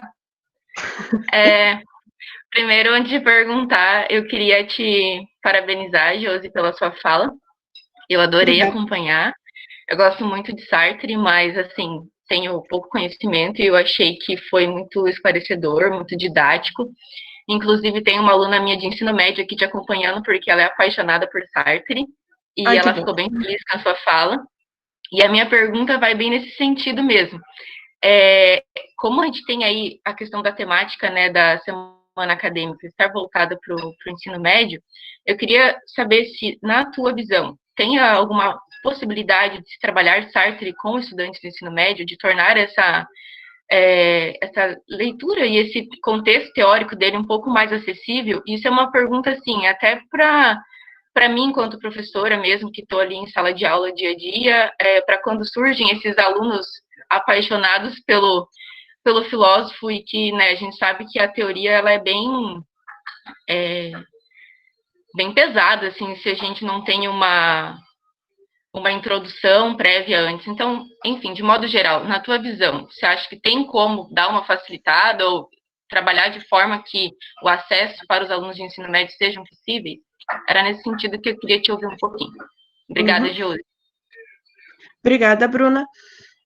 Eu creio que sim. Eu acho que um bom início dessa conversa, um bom jeito de começar essa conversa com o ensino médio, talvez, vários jeitos, mas talvez, levando alguns trechos de livros de literatura do Sartre, relacionando com as noções que ele trabalha de uma maneira mais mastigada, mais fácil, ou talvez pegando alguns trechos do existencialismo e humanismo, e óbvio, fazendo algumas ressalvas, mas alguns trechos do existencialismo e humanismo para trabalhar algumas noções. O existencialismo e humanismo é um livro mais didático, é um livro onde ele rebate as críticas, então ele faz questão de ser um pouco mais claro em relação às noções trabalhadas no Ser e o Nada, e eu acho que esse livro talvez seja um bom um bom chamariz, um bom pontapé inicial para trabalhar essas questões com o ensino médio. O que eu gosto de fazer? Eu gosto de levar alguns trechos da literatura sartreana, de pegar algumas passagens, talvez, do existencialismo ao humanismo, e fazer essa relação. Pegar lá, no início da Náusea, ou algum personagem, algum trecho com a Idade da Razão, e trabalhar o conceito de angústia, por exemplo, ou de liberdade junto com o existencialismo e o humanismo. Creio que dessa forma fique acessível para eles, é fácil para a gente trabalhar e dar uma sensibilização para a aula legal, assim. Obrigada, Josi. É interessante produzir essa identificação assim, conceitual, né, partindo do elemento conceitual, porque a tarefa da filosofia é justamente essa, né? Parece que, claro, que a gente pode ficar imerso na teoria e tal, mas buscar essa conversão, né, para um linguajar, para sensações nossas mais básicas, isso é muito produtivo e muito necessário também, né? Assim como você falou, José, no início, né, de, quero dar exemplos mais concretos e tal. E essa é a nossa tarefa também, né, enquanto curso de graduação, nós temos essa modalidade de produzir conteúdos convertidos para trabalhar no ensino médio e tal, né? E é legal fazer isso eu acho que fica mais fácil fazer isso através da literatura, porque são pessoas ali nos livros, são personagens. Uhum. Então a gente consegue fazer uma ligação com a vida diária deles, a gente consegue pegar um tema que eles estão totalmente acostumados, tipo música, alguma coisa, e levar para um âmbito da filosofia, não negligenciando a filosofia, mas fazendo com que o adolescente tenha mais vontade, que seja mais palpável para ele, né? Isso falta. Eu recordo dando aula sobre a estética transcendental lá da Crítica à Razão Pura e trazia a música do Ira, Tarde Vazia, para explicar as formas puras do espaço e do tempo, né? E daí aí iluminava o olho do pessoal, porque, sim, a música, todo mundo entende o que o autor está querendo dizer, e quando a coisa é conceitual, parece que o pessoal fica, né, o pessoal patina e tal. E é uma linguagem muito diferente, né, professor? É difícil para a gente, ainda mais Kant, é difícil para a gente que está numa academia, que já passou pelo ensino médio, às vezes está lá no 4º ano da graduação e ainda tem dificuldade em ler textos filosóficos. Está no mestrado e tem dificuldade, está no doutorado e tem dificuldade. Então, para eles tem que ser uma coisa mais próxima da vida deles, para fazer brotar a curiosidade, né? Senão a gente perde eles lá no ensino médio mesmo. É lúdico, né? Eu vejo assim, sempre é lúdico, só que para nós é um lúdico que já está automatizado, assim. Quando para ele tem que se mostrar lúdico, é todo um processo de transformação e elaboração e tal. E até se acostumar com a linguagem da filosofia, que já é mais pesada, é truncada, então precisamos de instrumentos. E nesse caso a filosofia ela pede isso, né? Um trabalho conjunto de alguém que está orientando o trabalho, então não é aquela coisa de ficar lendo em casa sozinho, né? Claro que tem condições para isso, mas a filosofia muitas vezes ela não quer isso, ela quer trabalho conjunto, leitura conjunta, debate, né? Por isso que existe... Debate, principalmente, né? Não dá para fazer uma aula nos moldes normais, tradicionais, de sentar enfileirado, de não poder falar. A filosofia é o debate, é o calor, Por isso que eu vou passar... Deixa só um comentário, Claudinei, eu te passo a palavra. Por isso que nós temos vários grupos de estudo para tornar familiar, né? Primeiro tem que se tornar familiar com o texto, né? Com o linguajar, com aquele vocabulário. É tudo questão de familiarização, né? Então, tem os grupos de estudo. Claudinei, quer dar uma palavra? Olá. Só vou soltar um pitaco rápido, de certo modo, complementando a resposta da Josi, em face da pergunta da Bruna. Vocês estão me ouvindo bem? Sim.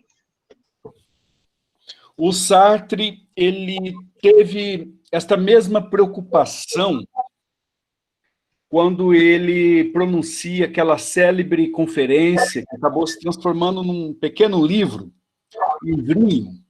que é o Existencialismo é o Humanismo. O existencialismo é um humanismo.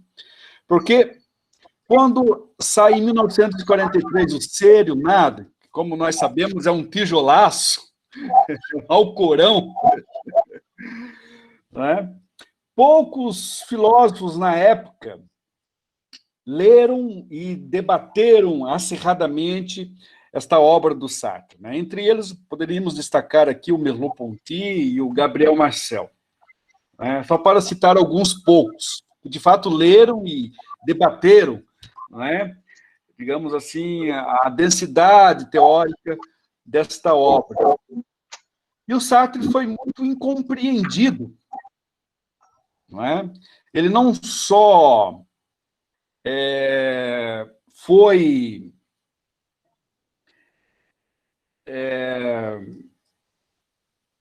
incompreendido, como ele também não foi pouco lido. E justamente para sanar essa dificuldade inerente à obra, do ponto de vista teórico, é que ele então pronuncia essa conferência 3 anos depois, em 1946, junto a um público, em geral, leigo em matéria de filosofia, onde ele didaticamente, de uma maneira muito didática, acho que mais didática do que aquilo, acho que não existe, né? Ele vai elencando, não é? Junto a esse público mais amplo, leigo, algumas teses fundamentais de o ser e o nada. Então, eu penso que uma boa introdução à filosofia do Sartre pode ser justamente esta conferência. O existencialismo é um humanismo. É um texto que pode muito bem ser trabalhado junto ao ensino médio, né, junto aí os alunos, os adolescentes. É um texto assim, de fácil leitura, de fácil acesso, né, que dá aí um bom pano para a manga. Era isso. Tá dado o recado. Por favor, Rafa. Aqui em Fraga colocou: boa noite, Josi. A linguagem é importante, mas gostaria de saber se você não vê como perigoso, principalmente diante dos leigos, usar uma coisa como sinônimo da outra. Por exemplo, dizer que um poema é filosofia, vice-versa. Aparentemente, o Sartre quer romper com uma noção de filosofia mais tradicional, correto?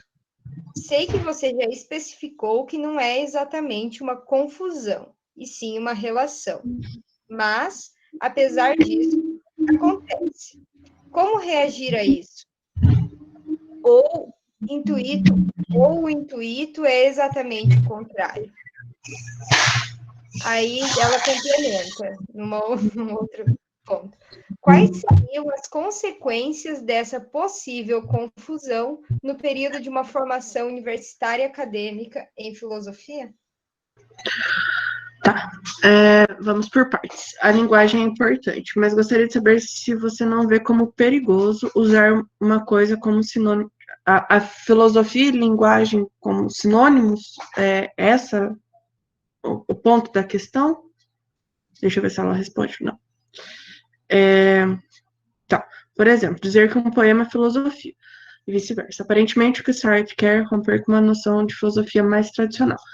O Sartre, ele tenta, e através da fenomenologia ele faz isso, que é romper com a visão metafísica de mundo, que vinha sido, durante vários anos da história da humanidade, se fez metafísica. Então, Sartre, ele partilha a partir de Husserl, a partir do Heidegger e tudo mais, Merleau-Ponty e os autores do Claudinei todos, da visão fenomenológica da filosofia. Então, sim, ele tenta romper com essa noção de filosofia mais tradicional, que é a essencialista, que é a metafísica, dizer que um poema é filosofia. Então, isso é perigoso mesmo.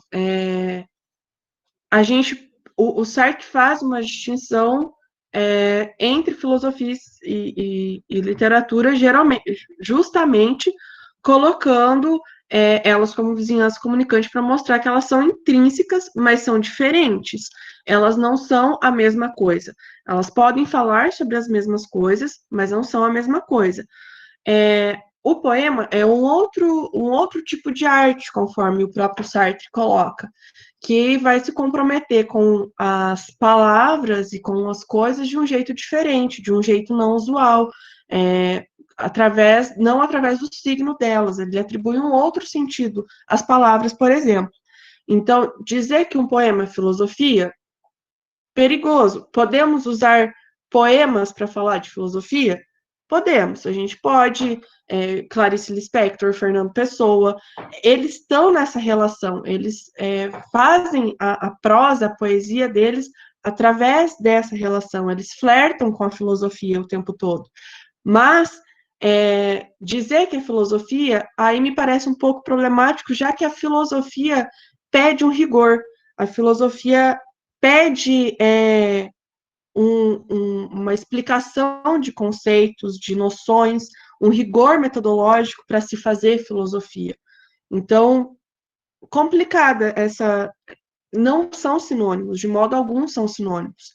Podemos utilizá-la podemos utilizar a filosofia para explicar uma poesia para explicar uma noção, mas a gente tem que ter sempre em mente que são coisas diferentes. A filosofia precisa de um rigor, ela parte dessa premissa, né? Então, não sei se foi isso que você perguntou, mas quais seriam as consequências dessa possível confusão no período de uma formação universitária acadêmica em filosofia?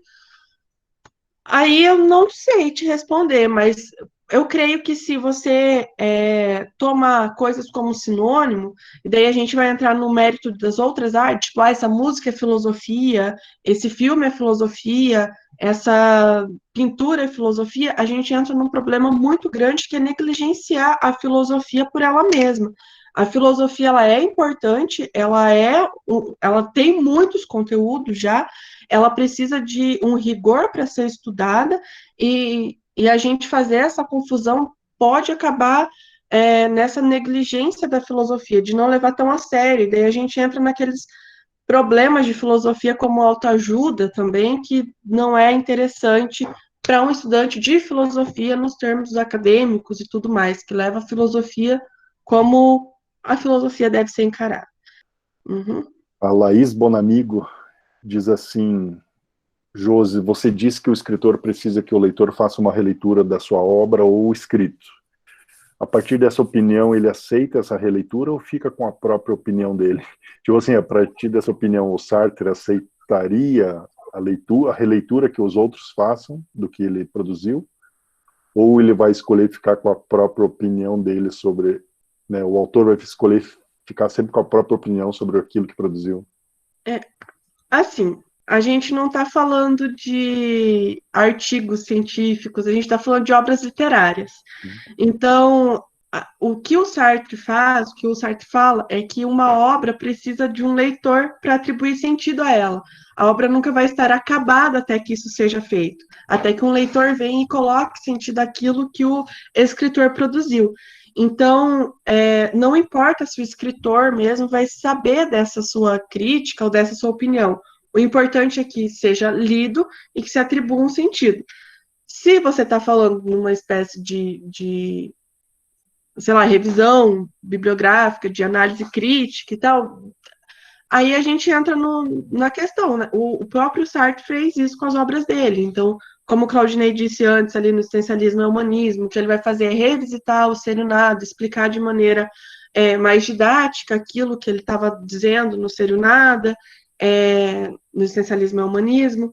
Então, assim, não sei se entende bem a sua pergunta, mas é nesse aspecto que ele vai falar,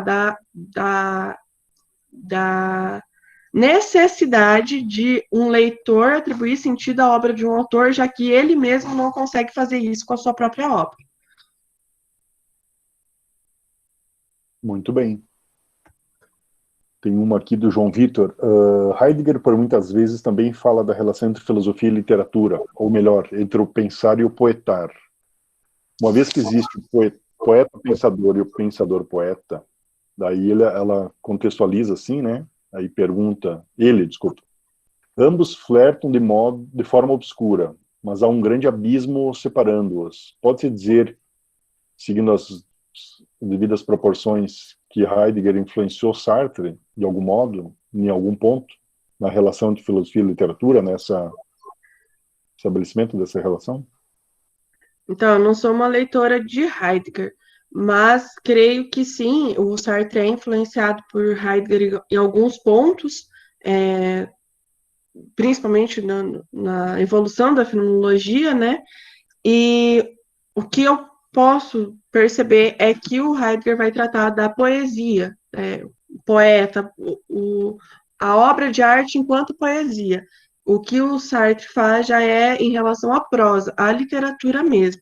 Isso a minha limitação é essa, porque eu não consigo fazer um paralelo entre Heidegger e Sartre. O Claudinei consegue, já está ali pedindo para falar.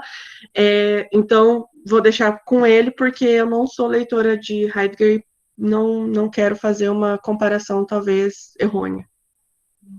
Claudinei, pode tomar as honras. Olá. Então, vejam, Heidegger na Alemanha, né, e Gabriel Marcel na França. Acho que essas duas importantes referências são interessantes para a gente tomar como uma bússola que nos oriente a mapear melhor um pouco toda a produção daquilo que se convencionou chamar de uma tradição fenomenológica existencial, né? Tanto Heidegger quanto Gabriel Marcel nascem no mesmo ano, em 1889, e eles falecem na mesma época, Heidegger em 76 e Gabriel Marcel 3 anos antes, em 1973. Então, eles foram não só contemporâneos, mas coetâneos, praticamente, né? Eu penso que essa influência de Heidegger sobre Sartre, ela é tão difusa quanto a influência também que Gabriel Marcel vai exercer.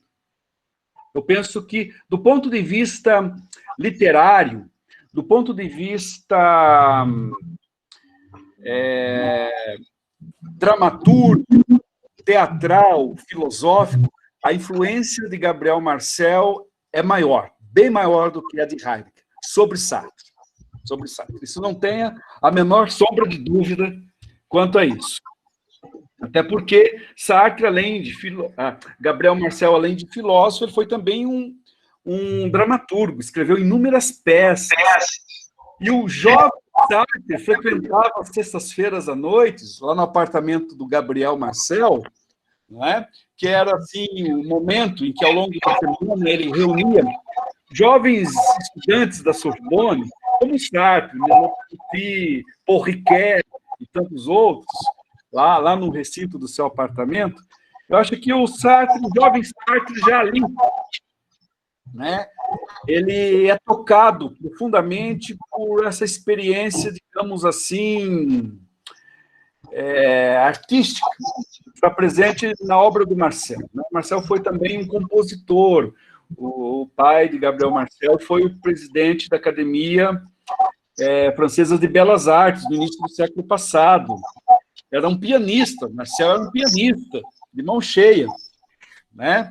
Então, eu acho que toda esse vínculo, do ponto de vista, sobretudo, dramatúrgico, teatrológico, né, que vai se repercutir muito na produção do Sartre, se deve muito ao Gabriel Marcel. Tanto é que o primeiro romance do Sartre, A Náusea, quem sugeriu esse título foi o próprio Gabriel Marcel, né? O título inicialmente era para ser A Melancolia, e é Marcel quem sugere a Sartre, né, A Náusea.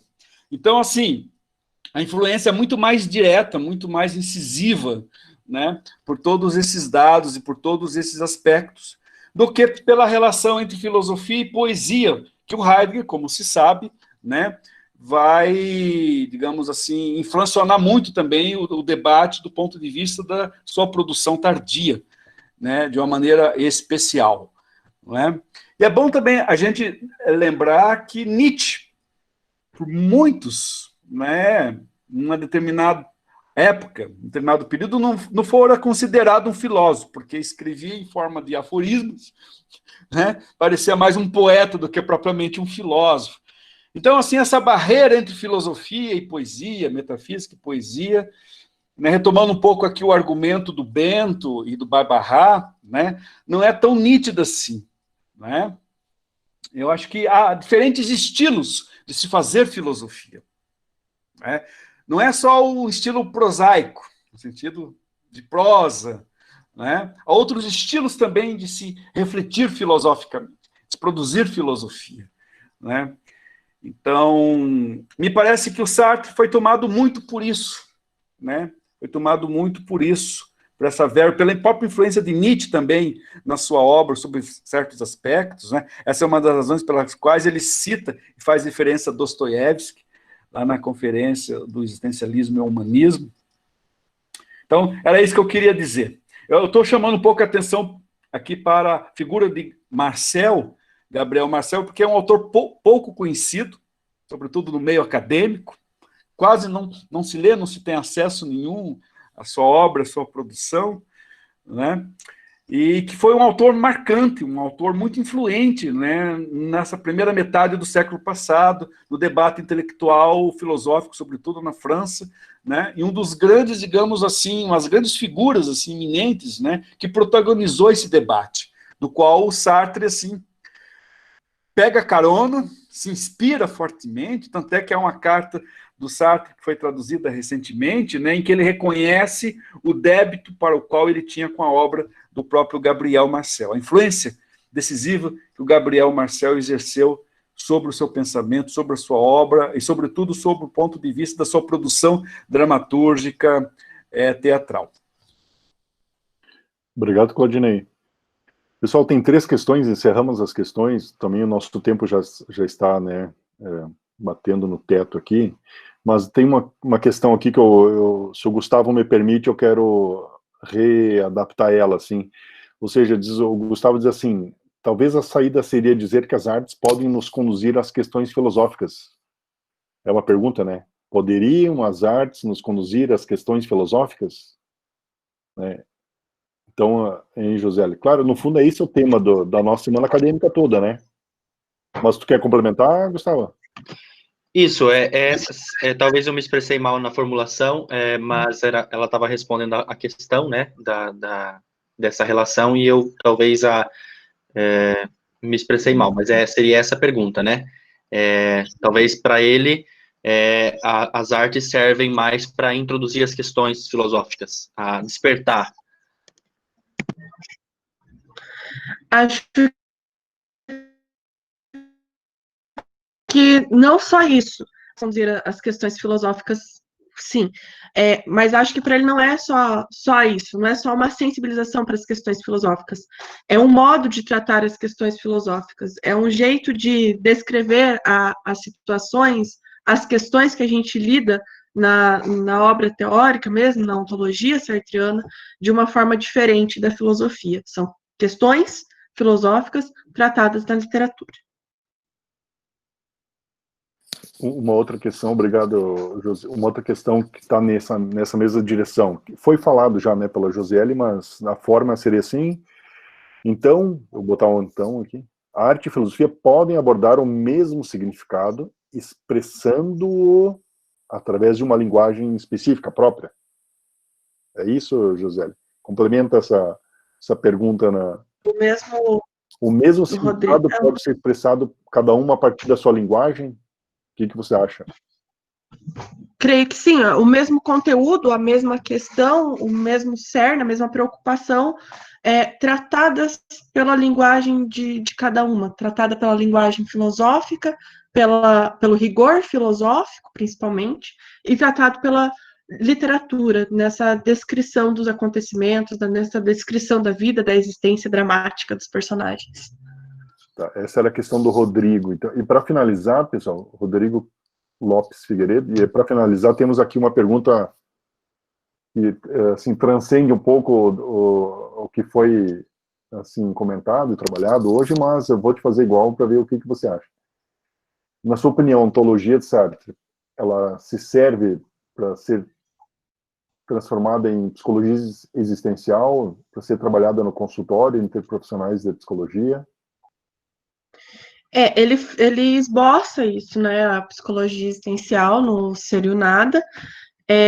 Eu não sou estudiosa dessa parte, não estudo a psicologia existencial do Sartre, mas sim, ele trabalha com esses conceitos através dessa psicologia. Eu acho que quem pode falar dela melhor é o Claudinei, brevemente, creio que, porque ele já orientou alguns trabalhos nesse aspecto que não são da minha área. Então, para não correr o risco de falar besteira sobre psicologia existencial, creio que seja mais prudente o Claudinei falar, ou talvez você mesmo leu o Ser e o Nada no quarto capítulo, ele vai falar sobre como se dá essa abordagem. A pergunta é do José Jacob, mas, José, temos à disposição várias dissertações de mestrado ali sobre esse tema ali, né? É só entrar na biblioteca setorial nossa, temos em PDF lá as dissertações, talvez, eu não sei se alguma tese já tem também, temos ali. Tem da Ana, da Marivânia? Marivânia é uma tese de doutorado, é verdade, que foi muito bem qualificada e tal, e muito bem avaliada. E ela estuda justamente essas questões, né, de como aplicar a psicologia existencial. Ok, Jacob, então tá dado o recado. Pessoal, ficamos hoje, né, vamos ficar por aqui, porque senão, sabe que filosofia é assim, né, a gente não desliga nunca, a gente fica... a professora Lúcia Pimentel voltou, esteve aqui o tempo inteiro, imagino, e, né, participando, prestigiando o nosso evento, o andamento e tal. Então, pessoal, reforço o convite para todos para participarem amanhã novamente, né, no horário das 7h30 da noite, onde teremos, então, a fala justamente da professora Lúcia Pimentel.